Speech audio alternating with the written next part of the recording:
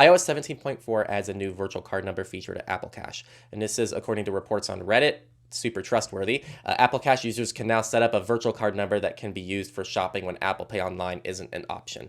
I say that jokingly, but I mean, it's pretty legit. Like, this is being referenced by many different people. So yes, it is pretty legit. I was going to say, I think there were multiple users. Yeah, it's probably pretty legit. So Apple Cash, for those who don't know, is Apple's prepaid debit card that users have historically been able to use exclusively with Apple Pay with no card number available whatsoever. Money on an Apple Cash card can also be sent to friends and family, transferred to a bank, or applied to an Apple Card balance. I think, yeah, it's a really interesting way to describe it because I think people just think of Apple Cash as like kind of just Apple's version of Venmo, essentially. But yeah, I guess technically it's kind of... That's how I've seen it used, yeah. Yeah, that's an interesting way to word it, I guess. But with iOS 17.4, Apple is giving Apple Cash customers a new way to spend their balance, even if Apple Pay isn't available.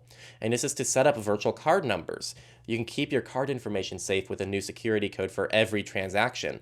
Easily access this card number in Safari, autofill, and use it to shop online where Apple Pay is not available. Super cool!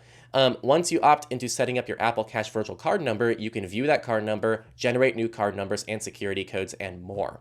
iOS 17.4 is expected to launch to the general public in early March. This is really exciting, and I think for people in the Apple ecosystem, it's a legitimate question of whether or not you need a service like Privacy.com at that point. I would still say Privacy.com has the advantage of being used everywhere on any device, and you're not locked into the Apple ecosystem, which I think is very valuable. But with this, for what you get from this is anything that has Apple Pay already does a fairly good job of protecting your transaction information. And if a site doesn't support Apple Pay, you can now essentially use your Apple Cash card, I guess, which I don't think is going to be unique per site. So it's still not as extensive as Privacy.com, from my understanding of this so far. Again, this is a little bit preliminary, but that's still super valuable, and I think it takes care of the big issue, which is just you don't want to share your main card on different websites.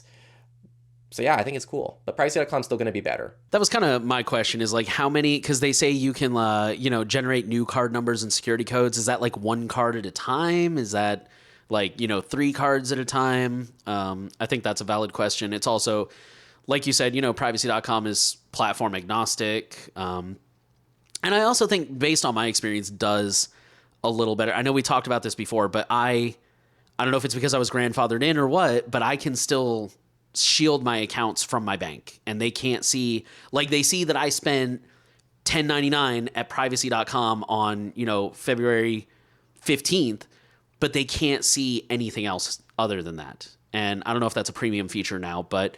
whereas with Apple Pay, when I've used Apple Pay a few times just to kind of test it out and try it, and they still see, like, it's on the bank side, it's the same as if I use my debit card. Like, they know exactly where that was spent, what it was done for. So I'm a huge fan of anything that kind of puts that barrier in place where it's like, most people, especially if they're not like Apple Cash users, they just use their debit card everywhere. And like, I actually had a friend go through this recently. She used her debit card at like a shady gas station that she doesn't normally go to, and her card number got stolen. At least that's where we think it came from. And like, now it's just everything. She has to go through and replace literally everything, or, Netflix, Spotify, phone plan, like everything. Whereas a couple years ago, I wrote a blog post about how I accidentally lost my card, and it's like, I just called them and was like, okay, ship me a new card. And I was on cash for which I need to use cash more anyways.